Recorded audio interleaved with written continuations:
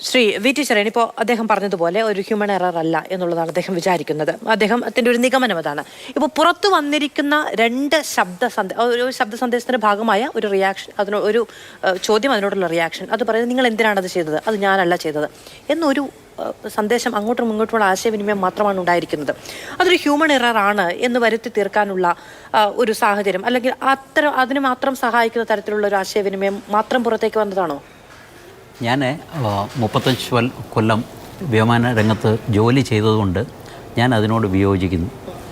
കാരണം ഏതൊരു വിമാനത്തിലും അതിൻ്റെ സേഫ്റ്റിയാണ് വ്യോമയാന വിദഗ്ധരും വ്യോമയാന ജോലിക്കാരും അങ്ങ് മേളി മുതൽ താഴെയുള്ളവർ ആ വിമാനവുമായിട്ട് ബന്ധപ്പെട്ടവർ ഏറ്റവും കോൺസെൻട്രേറ്റ് ചെയ്യുന്നത് സേഫ്റ്റിയാണ്. അത് ലോഡിങ്ങിലാണേലും ഫ്യൂലിങ്ങിലാണേലും ക്ലീനിങ്ങിലാണേലും കേറ്ററിങ്ങിലാണേലും ഏത് തുറയിലും സെക്യൂരിറ്റിയുടെ കണ്ണുണ്ടാകും. നമ്മുടെ എല്ലാവരുടെയും ഉദ്ദേശം ഈ ഫ്ലൈറ്റ് സേഫായിട്ട് പോകണമെന്നുള്ളതാണ്.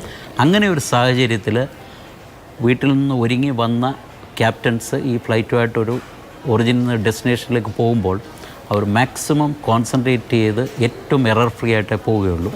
രണ്ടാമത് അത് പഠിക്കുമ്പോൾ അറിയാം, കമാൻഡർക്ക് 15,000 മണിക്കൂറോളം എക്സ്പീരിയൻസ് ഉണ്ട്.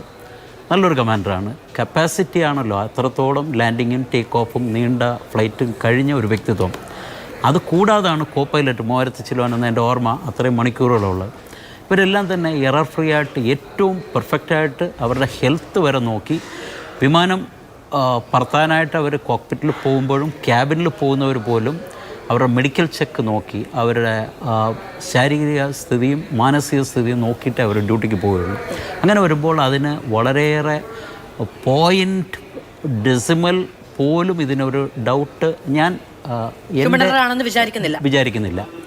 രണ്ടാമത്, ഏവിയേഷൻ രംഗത്ത് ലോകം മുഴുക്കെ ആ സമയം ലാഭിക്കാനായിട്ടുള്ള വാക്കാണ് മേ-ഡേ. നമുക്കെല്ലാവർക്കും അറിയാം. കംപ്ലീറ്റ് എക്സ്പ്ലെയിൻ ചെയ്യാൻ പറ്റാത്ത സ്ഥിതിയിൽ അവസാനം വിളിക്കുന്ന വിളിയാണ് മേ-ഡേ. ഈ മേ-ഡേ വിളിച്ചു കഴിഞ്ഞാൽ അതിൻ്റെ അർത്ഥം അവരുടെ കൺട്രോൾ പോയി കഴിഞ്ഞു, അവർ കൈവിട്ട് കഴിഞ്ഞു. ഹ്യൂമൻ എറർ ആണെങ്കിൽ അവർ ഉടനെ തന്നെ ആ എറർ റെക്ടിഫൈ ചെയ്യാൻ ശ്രമിച്ചേനെ. അത് വരാത്തിടത്തോളം ഞാൻ വളരെ ആഴത്തിൽ വിശ്വസിക്കുന്നത് അത് വേറെ എന്തെങ്കിലും ഒരു ടെക്നിക്കൽ എററാണ്, അവരുടെ കൈവിട്ടു പോയ സ്ഥിതിയായിട്ടാണ് ഞാൻ മനസ്സിലാക്കുന്നത്. ശരി.